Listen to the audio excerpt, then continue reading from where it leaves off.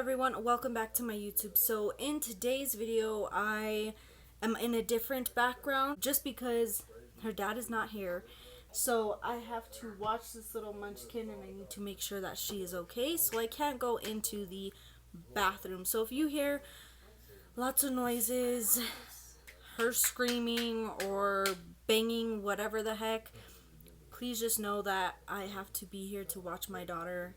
Her dad is not here to watch her. So this is one of those videos where my daughter is gonna be in the video and we're just gonna deal with it. So in today's video I wanted to talk about scheduled cesarean. Now I looked up videos on YouTube and honestly I couldn't find much videos about like the procedure, the process, and even if I did, like the story times of people talking about a scheduled cesarean, they never really talked about questions or things that they were wondering about and they got answered by doctors.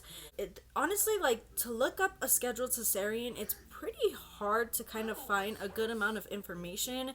One of the questions which I will talk to you guys about, I actually couldn't find no information about it, not once, which was very interesting, and I don't understand why. I wanted to look up kind of like the reason why, but at the same time it wasn't popping up, so I have no idea. So I had questions about a scheduled cesarean because that's what I'm having, and I just wanted to know certain questions, certain things like that. So I had asked and they got answered by my doctor, and these were also some that I got from the internet, from doing a lot of research, from a little bit of YouTube videos, not as much, but most of it is from my doctor and from the internet. So let's get on to the video. So the first one is, do they have to break my water? So basically I was wondering, how will they have to break the water? I don't know the process of that. I didn't know how that would feel. I was wondering, how will they break my water? So basically, once when your uterus is open, that's when they have to break your water. So the doctors basically use this thing, it's called an Alice clamp, which is how they described it. It's kind of like a knitting tool, you know how where it has like a little hook on the top, something like that. So basically what they do with this clamp is they tug at the amniotic sac, which is where the baby is, which is how the water breaks. That's that little sac. They have to basically tug at it, and when they tug at it they create a little tiny hole which creates the water to break.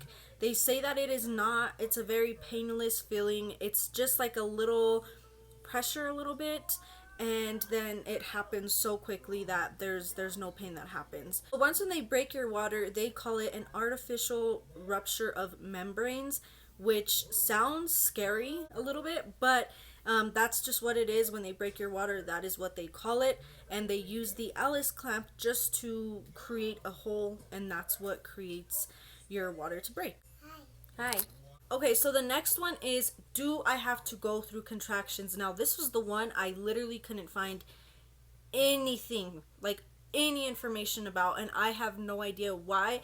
The main answer is no, you don't go through contractions, which, if you think about it, to go through birth without contractions, do you know how amazing that is, you guys? Like, I'm just like, wow, I don't have to go through contractions, which is great because it just means that it's just going to be so much smoother and so much not so stressful, because contractions are definitely a feeling that you only experience when you have a kid, and it is a harsh feeling. So you do not go through contractions. This was the question that I was trying to look all over the internet, all over YouTube, as to why you don't have to go through contractions. Of course, because it's a scheduled cesarean.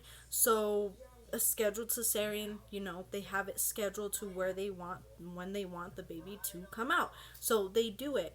So I was just wondering, why don't you go through contractions? But I actually have no answer to it other than, no, you don't go through contractions. What do they give you when they give you an IV? So if it's your first time having a kid, just in general, you have to have an IV, even if you're doing vaginal birth, scheduled cesarean, or an emergency cesarean, you have to have an IV. So basically what they give you with an IV, and I didn't know this until I looked it up, is basically hydrating fluids and antibiotics, which is just medicine.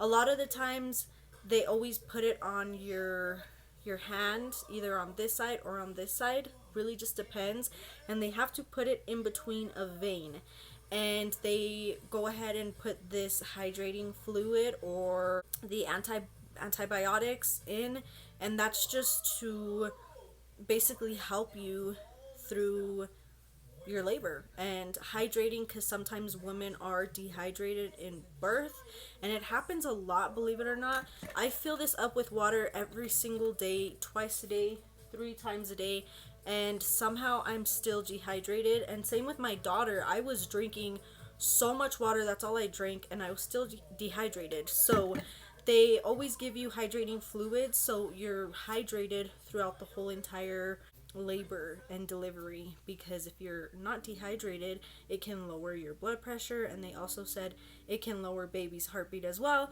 which is the reason why my baby girl's heartbeat was really low, because I was pretty low on hydration. So do you have an epidural? So an epidural, from what I have read and from what my doctor has told me, they give you an epidural either when you want it to help with the contractions, or when you are going through an emergency C-section.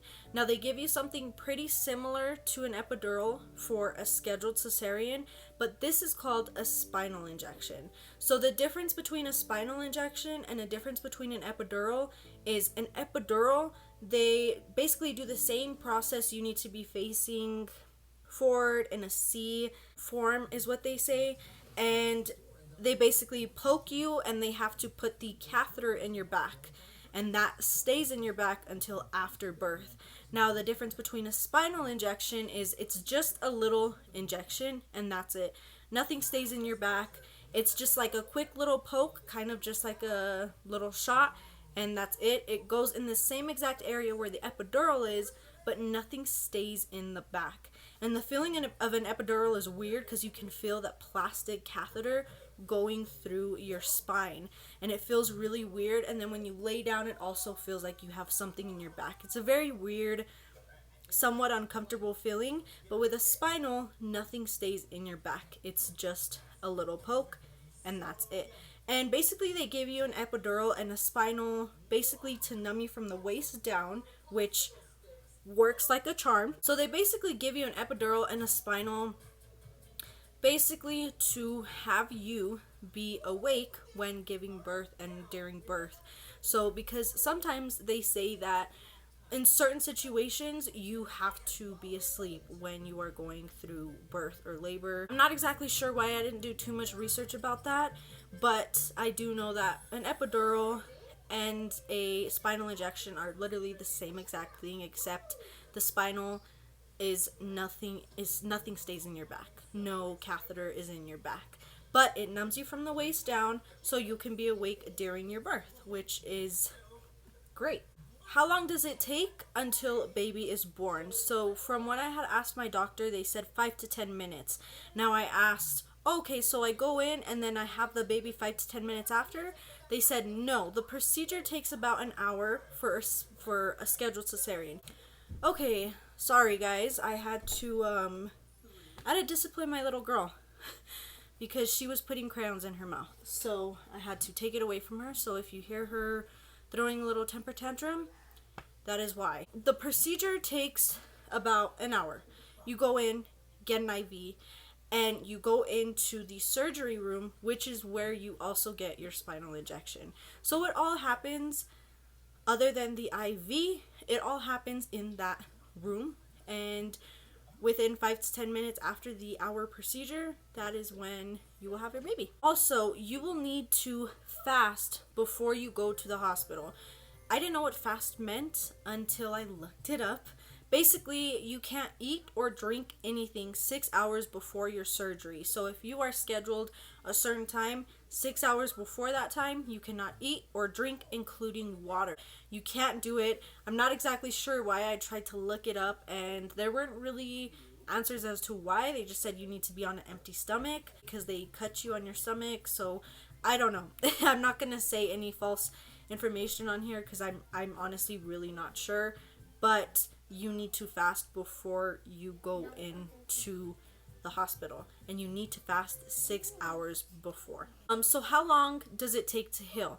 So just depends. 2 to 3 days is typically how long, but as I said, it just depends. It depends on the woman. So if the woman is being up and active, you can actually leave within those 2 days. If the woman is, in a lot of pain and can't get up because of the cesarean cut, then you have to stay a little bit longer. So it really just depends on you, and if you can handle, walking and getting up. It really is just different for everyone. It really just depends. With my daughter, I actually didn't want to be on bed rest, and I got up, went to the restroom. I did it all by myself right after surgery, and it is definitely an uncomfortable feeling. It's kind of like a pain. You kind of just feel like crap, honestly. You honestly don't want to get up, but I didn't want to stay on bed rest. I didn't want to be on the bed for a while. I wanted to get up so I can go home, and I was able to stay at the hospital within those 2 days. So like I said, it depends on you. If you're up and active and it doesn't hurt you, then you're able to go home within that 2-day range. You're not, and you're staying on the bed because it hurts or whatever, you will have to stay 3 days or even more. It just depends. And last one, why does baby have to be facing down? This was the question that I had specifically because I was wondering when I had went in for my ultrasound. I had the ultrasound a day before I had my appointment, so it all kind of tied up together. And they said he was facing down, which is what they want him to be in. That's the position they want him to be in, is facing down.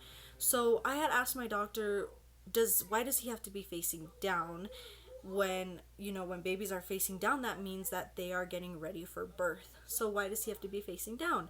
They said he doesn't need to be facing down. They could do it in any position, even in breech position, which, if you guys didn't know, because I didn't, breached is just basically the position that is not facing down.